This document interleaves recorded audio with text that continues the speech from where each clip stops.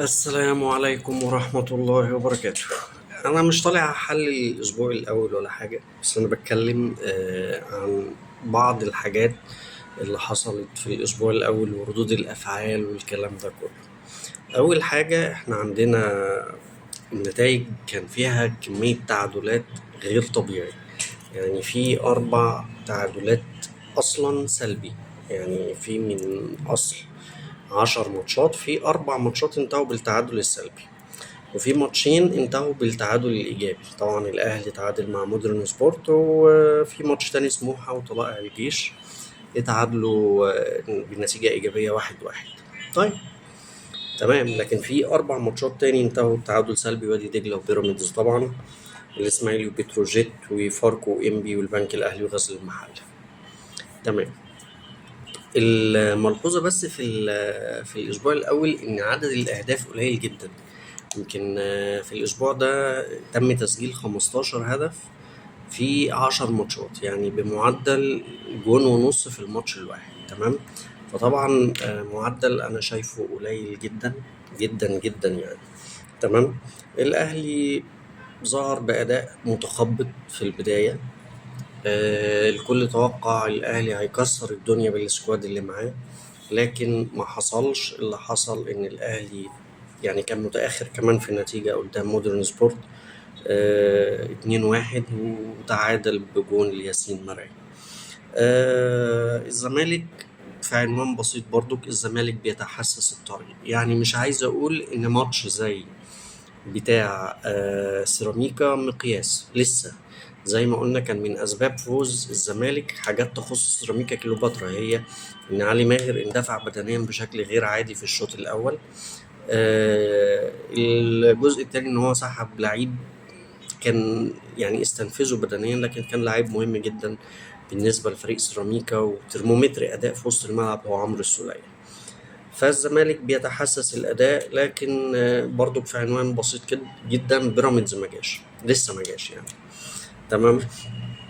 ف ناس كتير قوي بقى بدأوا يتكلموا بناء على النتائج دي: هو مين هيكسب الدوري ومين هيعمل ايه. قصص لسه بدري جدا عليها. يعني ما اقدرش اقول ان مش هيبقى في منافسة زي السنة اللي فاتت. هيبقى في منافسة زي السنة اللي فاتت، وهتبقى اقوى من السنة اللي فاتت، لان الزمالك دخل على التراك. تمام. الزمالك دخل على التراك. يعني حتى لو في ناس قالت ان المدير الفني يانيك فريرا نفسه قال احنا ما كناش احسن حاجه، لكن الفرقه الكبيره بقى تعرف امتى ان هي بقت كبيره او كبيره: لما تكون في داي اوف بالنسبه لها وتكسب الماتش. فالزمالك كان داي اوف او مش احسن حاجه، لكنه كسب تيم قوي زي ما اتكلمنا قبل كده في حلقة فاتت. قوي كان مطب بالنسبة له، مع مدير فني قوي جدا، خط وسط متجانس على أعلى مستوى. فصعب جدا ان احنا نقول من دلوقتي مين اللي هياخد الدوري. في ناس تيجي تقول لا لا لا لا، الاهلي هيكسب الدوري. انا بس عايز اقول وجهة نظر شخصية: دايما الفريق اللي يكسب هو اللي بيدافع احسن، مش اللي بيهاجم احسن. يعني الفريق اللي بيكسب او اللي يقدر يكسب بطولة هو المنظومة الدفاعية بتاعته منظومة قوية اكتر من ان المنظومة الهجومية بتاعته قوية. يعني دايما فرص الفرق اللي بتدافع احسن، اللي بيخش فيها اهداف اقل، بتبقى اكبر من الفرق اللي بتهاجم اكتر. فدي مبدئيا يعني لسه بدري جدا ان احنا نحكم على ريبيرو وعلى فيريرا على اي حد. لسه بدري جدا. من الحاجات اللي كانت طبعا خرجنا بيها وبنأكد عليها في الأسبوع الأول هي الإساءة لأسر اللاعبين. ما ينفعش، مرفوض تماما تماما إن احنا نغلط في أهالي اللاعبين، أبهاتهم أمهاتهم زوجاتهم. مرفوض تماما، ولا أهلي ولا زمالك ولا بيراميدز ولا أي حد. في ناس كتير بتتكلم عن عقوبات على جماهير الزمالك. أتمنى إن يبقى في القياس بمسطرة واحدة. زي ما بنتكلم إن جماهير الزمالك أخطأت في زيزو، وكان حصل سباب أو شتيمة في المدرجات، فجماهير الأهلي أيضا شتمت حسام حسن بعد ما أحرز الهدف الأول. الشتيمة والسباب كله من كل الجماهير مرفوض، مش بتكلم على أهلي وزمالك، على كل الجماهير مرفوض. طيب أنا كان في 3 لعيبة لفتوا نظري قوي في الأسبوع الأول. الأول هو مصطفى إبراهيم مساك الاتحاد السكندري. لعيب كده فيه من يعني مدافع عاقل بيطلع بالكورة، وده احنا بنفتقده في الدوري المصري بتاعنا، او في المدافعين بتوعنا في المصريين. حد بالكواليتي ده بيطلع بالكورة بالشكل ده. مصطفى إبراهيم بيطلع بالكورة بتمكن غير طبيعي. يعني حسيت اني رجعني بقى، يعني جرى في دماغي كده اشرف قاسم، وائل الاباني، ابراهيم سعيد. الناس دي شوفوا كانت بتطلع بالكرة ازاي. مصطفى ابراهيم لعيب مميز جدا، ان شاء الله يكون ليه مستقبل كويس جدا في الكرة المصرية. تاني لاعب هو احمد دحروج. احمد دحروج الباك ليفت بتاع وادي دجلة. بسم الله ما شاء الله، البنيان والطول والسرعة والقوة، باك ليفت زي الكتاب ما بيقول. يعني أنا كنت معجب جدا بأدائه في المباراة الأولى مع بيراميدز. غير كده رميات التماس بيلعبها زي الكورنر بالظبط يعني.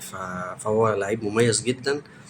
كنت اللي دعم وجهة نظري فيه ان الراجل ده لما ببص على مان اوف ذا ماتش في ماتش وادي دجله وبيراميدز، لقيت ان احمد دحروج فعلا هو اللي خد مان اوف ذا ماتش. ارجوكم حطوا عينيكم على الراجل ده كويس جدا. تالت لاعب هو لاعب انا شايف انه ما خدش حقه في التقييم، لانه اتظلم في ظهوره الاول يعني، لانه اتقارن بصفقات تانية. هو عبد الحميد معالي، لعيب نادي الزمالك الجديد. ناس كتير طلعوا يتكلموا عن شيكو بنزا، ناس اتكلمت عن ادم كايد، والاتنين فوق دماغي وكويسين وكل حاجة. لكن الوعي الحركي اللي عند عبد الحميد معالي غير طبيعي. لعيب طول الوقت عينيه شغالة، بيعمل سكان للملعب، بيعرف يتحرك فين، يعمل ايه. القصص دي انا هديلكم مثل بسيط جدا. الجون الاول للزمالك بدأت من ان سيف جعفر بيلعب تاكلينج باص كده، فوصلت لعبد الحميد معالي اللي قدر يوقفها. رفع عينه لقى ناصر ماهر بيتحرك في مكان الوينج، هو استلمها في مركز الوينج رايت.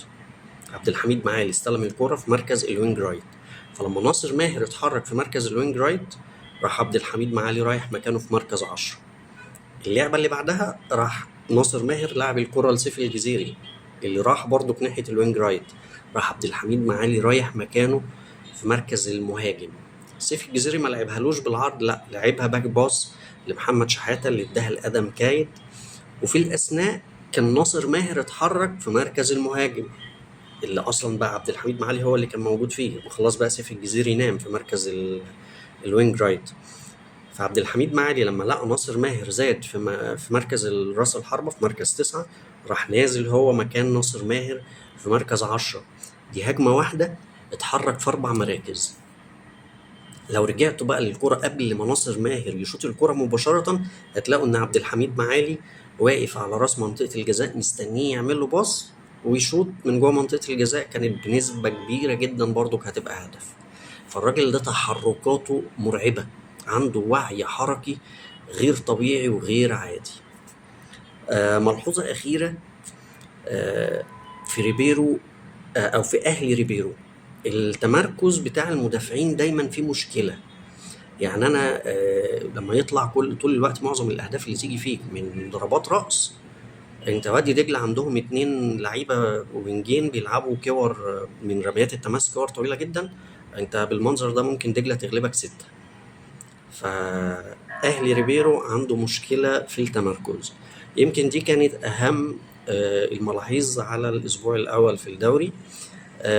وإن شاء الله بإذن الله هيكون في جديد، وأرجو لو الحلقة عجبتكم تدوسوا لايك وسبسكرايب، لكن بلاش حد يكبس عشان مش قادر أتحبس اليومين دول. وإن شاء الله نظهر معاكم في حلقات جديدة إن شاء الله. شكرا.